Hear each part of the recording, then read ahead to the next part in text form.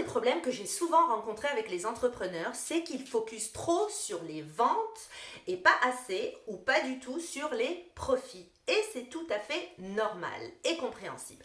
Donc un entrepreneur est d'abord là pour se faire connaître et pour faire connaître ses produits ou services et pour les vendre. Et c'est tellement gratifiant et encourageant de voir que les clients valorisent nos produits et services et qu'ils nous choisissent parmi tant d'autres offres sur le marché. Et après tout, s'il n'y a pas de vente, il n'y a pas d'entreprise.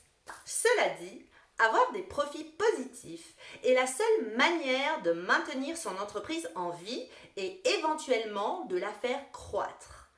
Alors que des profits négatifs, ce qu'on appelle plus logiquement faire des pertes, sont insoutenables, du moins sur le moyen et long terme.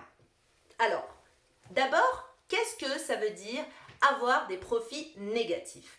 Alors, ça veut tout simplement dire que vous ne faites pas que vous perdez de l'argent malgré toutes les ventes que vous pouvez faire. Donc, vous pouvez faire plein de ventes, vous perdez de l'argent quand même.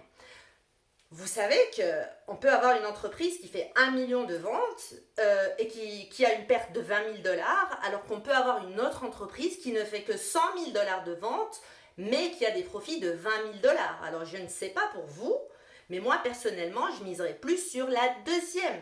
Donc, il faut comprendre que les ventes toutes seules ne sont pas une mesure de succès. Donc, est-ce que c'est grave d'avoir des profits négatifs? Ça dépend, comme beaucoup de situations, ça dépend. Si vous êtes au début de votre aventure entrepreneuriale, c'est normal de ne pas faire des profits.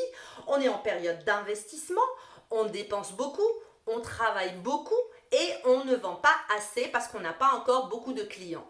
Par contre, cette situation ne peut pas perdurer dans le temps. Quand vous commencez à faire des ventes intéressantes et que les profits ne sont pas là, il va falloir se pencher sur vos chiffres pour comprendre ce qui se passe. Maintenant, que faire pour améliorer ces profits? Une seule bonne réponse. Il faut livrer un maximum de valeur pour le prix chargé, tout en restant très efficient dans la gestion de vos ressources. Alors, vos ressources d'entrepreneur sont votre temps, votre argent et votre énergie.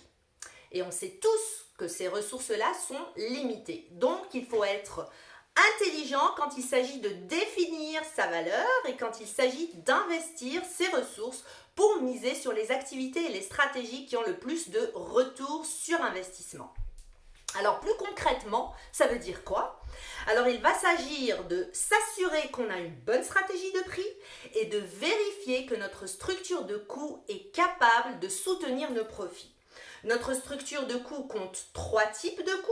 Vous avez les coûts directs qui rentrent directement dans la production ou la livraison de vos biens ou services. Et il s'agira ici de développer de l'efficience dans nos processus. Donc, on a aussi les coûts fixes qui sont les coûts qui servent à opérer votre entreprise et qui sont difficiles à couper. Mais par contre, il faut vraiment réfléchir à leur pertinence et avoir au maximum une structure avec le moins de coûts fixes possible pour diminuer notre risque d'affaires.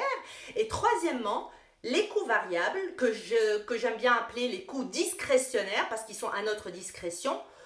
Parmi les coûts discrétionnaires qu'on voit aujourd'hui, qu'on voit beaucoup aujourd'hui, sont les coûts de marketing. Et il faut faire attention avec ces coûts. J'aimerais vraiment attirer votre attention là-dessus. Il est tellement facile aujourd'hui de peser sur le bouton pour pousser une publicité. Il y a tellement d'offres d'agences de marketing. Il faut faire attention à où on met nos ressources. Et il faut s'assurer qu'on a un retour sur investissement.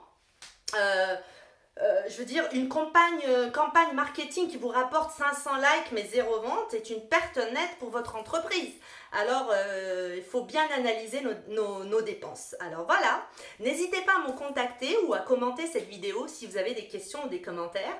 Vous pouvez aussi me contacter via courriel ou Messenger sur ma page professionnelle. Et n'oubliez pas de vous abonner à ma chaîne YouTube, à me suivre sur ma page Facebook ou mon LinkedIn. Je vous mets tous les liens en commentaire. Alors, je vous remercie pour votre écoute et bonne journée!